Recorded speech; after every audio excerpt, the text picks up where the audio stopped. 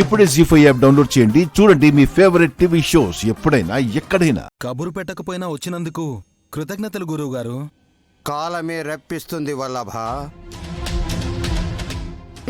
కానీ పోయే కాలం ఎవరిని తీసుకెళ్తుందో తెలీదు గురువుగారు. ఏవైంది తిలోత్తమా?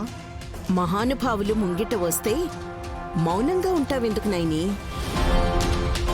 కోరలమ్మ పూర్ణిమ పూజ ఫలితంగా గుళ్ళో నువ్వు దత్తత తీసుకున్న గాయత్రి, నిన్ను అమ్మ అని పిలిచే అనాథ పిల్ల విశాలాక్షి, నువ్వు కన్న కూతురి జాడ తెలిసిన ఒకే ఒక్కడు జీవం, ఈ ముగ్గురు కనిపించారంటే గండకాలం వీరిలో ఎవరికి గాలం వేస్తుందో మహాపురుషుల్ని అడిగి తెలుసుకుంటే తప్పేమీ లేదు.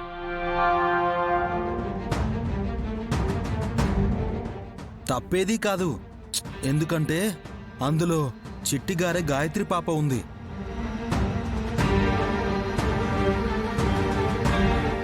విశాలాక్షికి ఏమైనా పర్లేదనుకుంటున్నారా?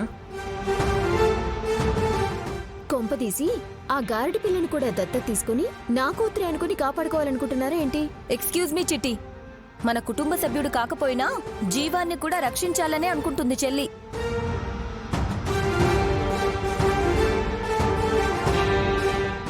ఈ ఇంటి కోడల్ని సరిగ్గా అర్థం చేసుకోలేని వాళ్ళు బయట వాళ్ళని ఏం అర్థం చేసుకుంటారు?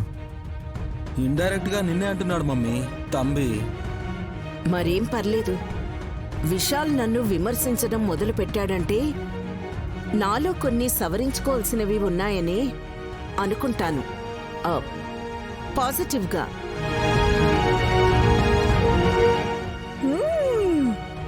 కొన్ని కాదమ్మో ఆండాలమ్మా, చాలా మార్చుకోవాలి. ఆండాళ్ళా? బోండాలంటాను, డాల్డా అంటాను. It's fashion you know.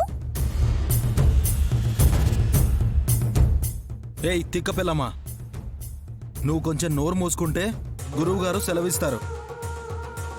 అందరికీ హాలిడేస్ ఇచ్చారు అని అనుకుని ఎంజాయ్ చేద్దాం. పదండి పదండి పదండి. అక్క కొంచెం ఆగు, ఈ విషయంలో సీరియస్ గా ఉండాలి. సీరియస్ గా తీసుకుంటే నిజం తెలిసిపోతుంది కదా.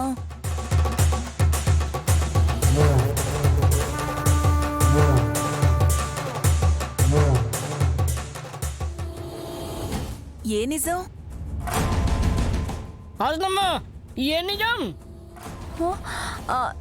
నిజమన్నానా?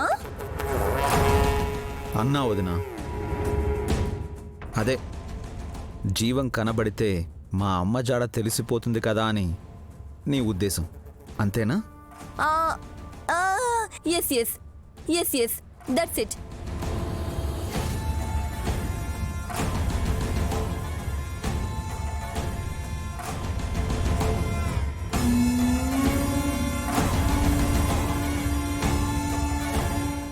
గురువుగారు చిరుదరహాసంతో అందర్నీ గమనిస్తున్నారు.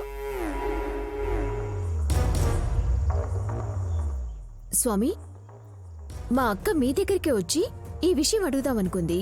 మీరే వచ్చారు. ఆ ముగ్గురు కనిపించారంటే ఏం జరగబోతుందో అది చెప్పండి చాలు. పూజ జరిగే గుడి దగ్గర హత్య జరుగుతుంది సుమనా. జీ5 యాప్ డౌన్లోడ్ చేసి అన్ని ఎపిసోడ్స్ పూర్తి ఉచితంగా చూడండి.